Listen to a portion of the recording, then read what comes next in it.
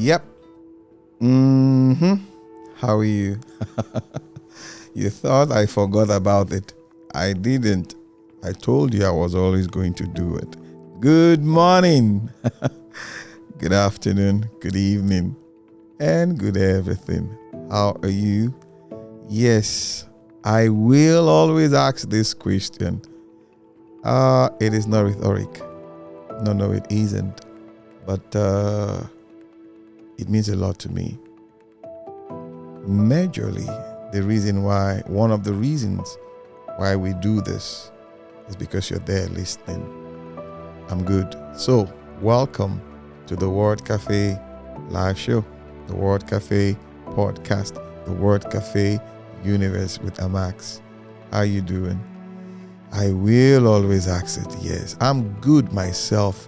Where I am on this part of the earth, on this geography, we started having some rains, so the weather is slightly becoming cooler, and our ACs are working again, for your information. Yes. Before, you'll be wondering, you turn on your AC, it's like, what's happening? It's not, but it's better now, or it's getting better. And I know you're good where you are. Yes, super excited. Coming back into this space. It's lovely. Okay, what are we going to be doing today? I always ask myself that question.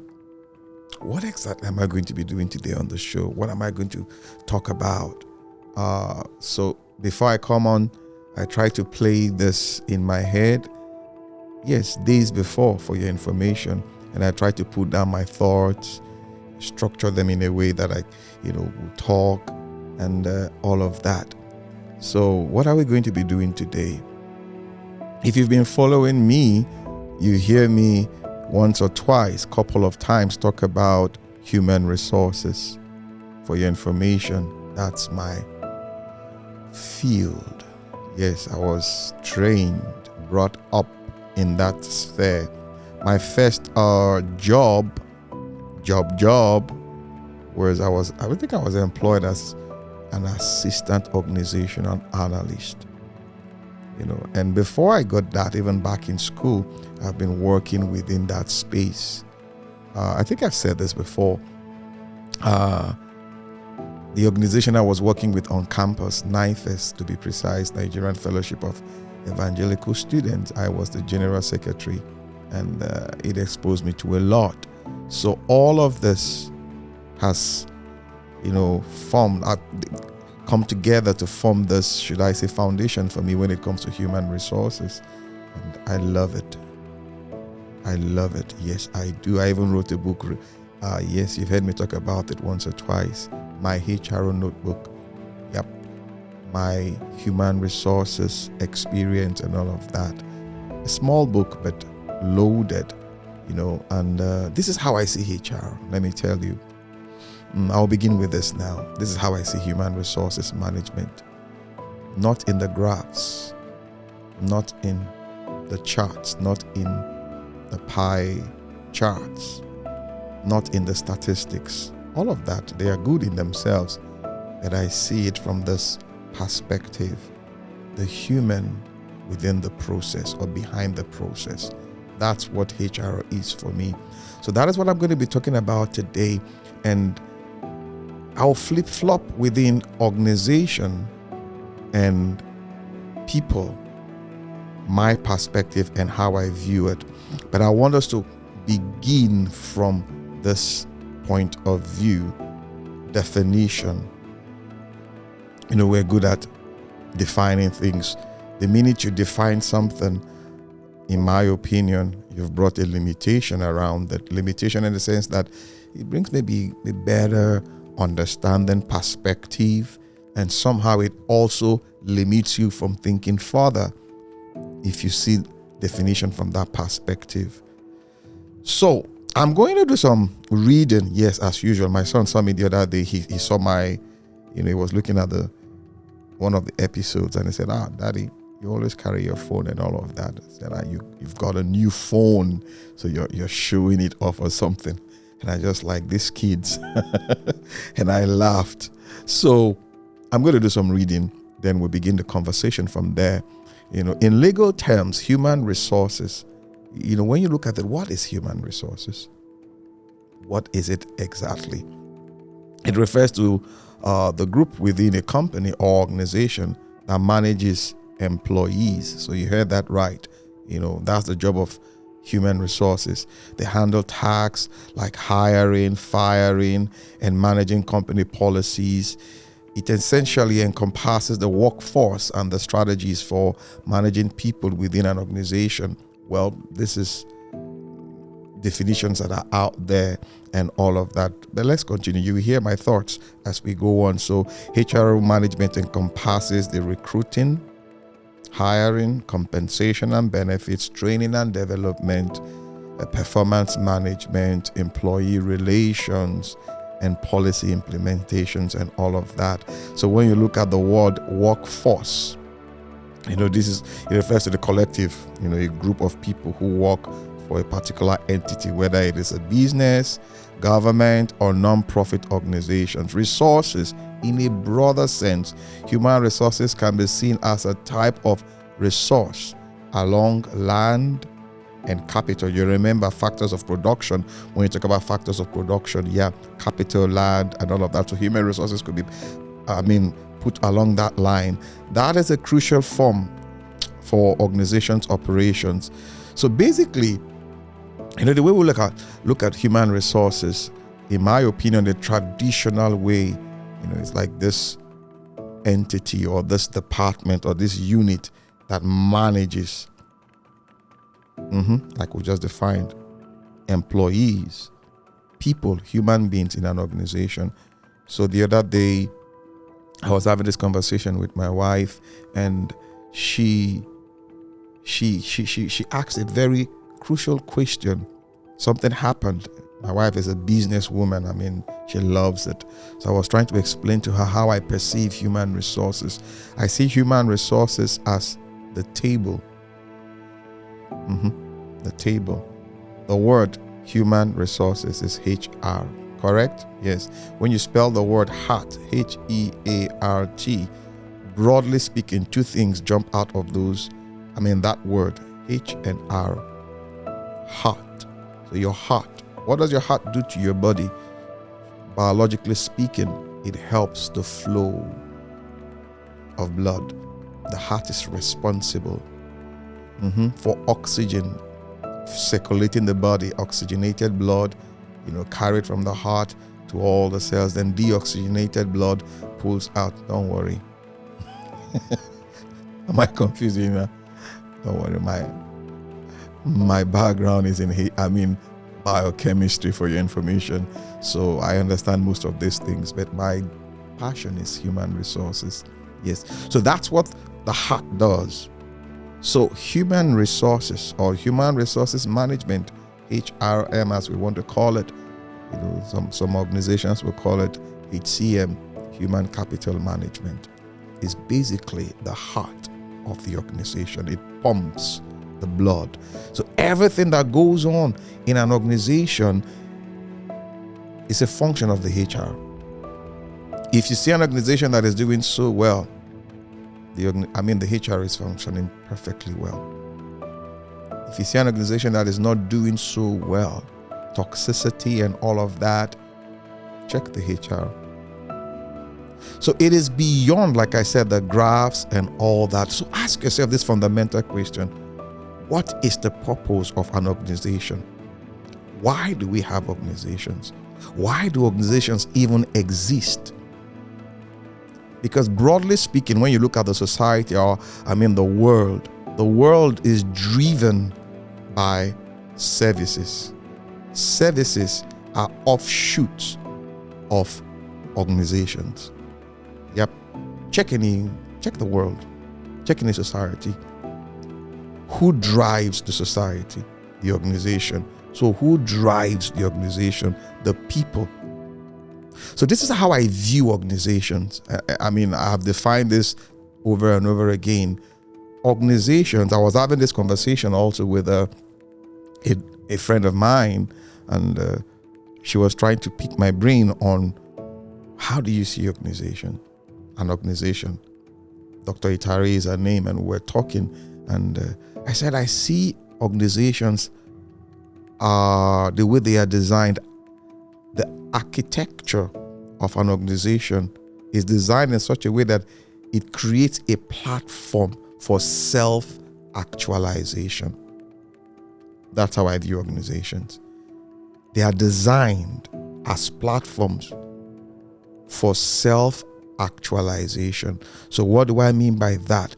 You hear people say, I want to work with this organization, I want to work with that organization, I want to work with this, entity or corporation. So why do you want to?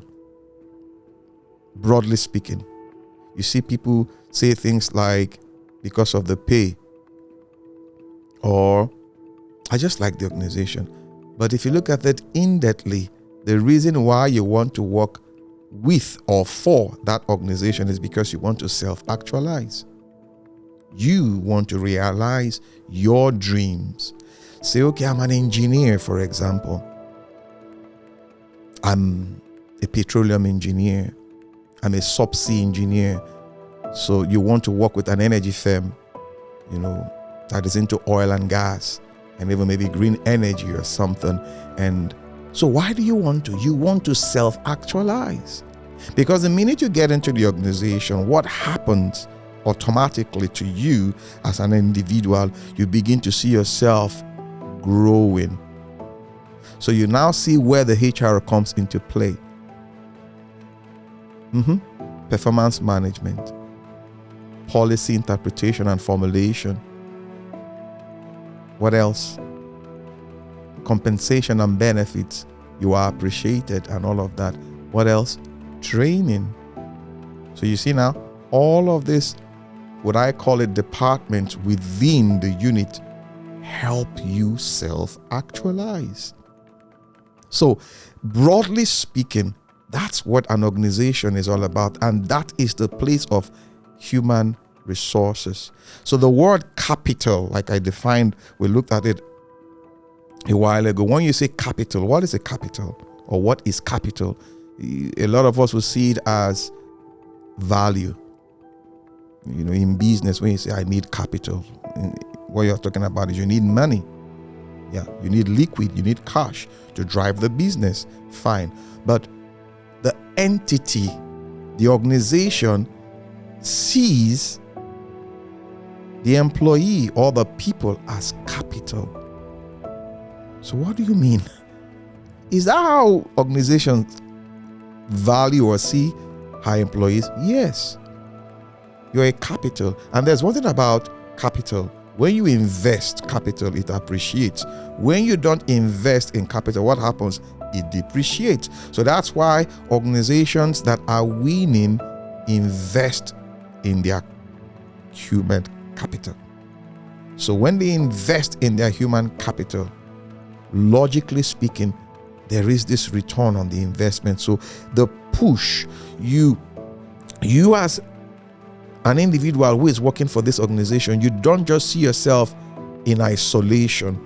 No, you see yourself within the framework of that organization. So if your life, your values, and everything that aligns with the organization is increasing, technically the organization is also increasing. So you see that? So now what do you do with capital? In another sense, you deploy it. You deploy capital. So majorly why you are employed in any organization, maybe because of your skill sets. Okay, fine. Maybe because of some of us would think because of our qualification. Okay, fine. But do you know what happens? When you cannot deploy your capital or the value within your capital, it's all about time. The organization does not need you anymore. You see? So some people will think because I studied XYZ in school, I have a lot of value. No. It's your ability to deploy what you studied, your discipline in solving problems. That is what brings your value or makes your value apparent, very conspicuous, very seen and tangible, so that those who are seeing in terms of performance and appreciation begin to like evaluate you and give you those high sounding superfluous whatever, and you're given those positions and all of that. So you must understand this. It is beyond your paper qualification, is beyond your certifications, but it cannot go beyond the capital that has improved. Then you deploy it. Did I lose you there? So this is the big mistake people are making. So I read a report recently on LinkedIn. A recruiter was complaining about some young people in Nigeria, about 2,000, she said, CVs. She put up an ad out there, and 2,000 or over 2,000 CVs she received. Wonderful, amazing, well written, articulated, and all of that. And when she brought them on board to do the job, she was discouraged, very discouraged. So what happened? She went elsewhere, and a lot of conversations began to brew around what she wrote and all of that. So basically, you come to see that it is beyond your paper qualifications. Organizations are not crazy. Maybe they used to be, but as we speak in this generation, they're not crazy about your paper qualification. They are only looking for that capital. How can you deploy that capital, that energy in solving problems? It is in solving the problems that your value becomes apparent. So a lot of us in this generation think that it's not, I don't need it, I have it already. No, it is in the deployment or the deploying. How do you deploy yourself? The organization is a platform, the architecture designed so that when you sit on it, it gives you the opportunity to self-actualize. So you discover your potential more or less. I can do this, I can do that. You've been given the opportunity, you've been trained. So again, I repeat myself, human resources is beyond the graphs. Yes, I understand, when you want to carry out some decisions and all that, the statistics, you need to go, get your data, put them together, the demography and all of that. Yes, I did all of that as an organizational analyst. You want to make certain business decisions and all of that. But again, do you know what? It's beyond that. There's a place for relationship. There's a place for talking. So beyond the data, beyond the figures, humans tend to do better in an atmosphere of relationship. Yep. Relationship. So it is not an exact science. It isn't. If we have the data right, no, it's not that. Some people beyond the data, when you sit with them and talk with them, you'll be amazed what you're going to find out. Yes, somebody may say, do we have all the time to do that? That's why we're called an organization. It's an organism. It's alive.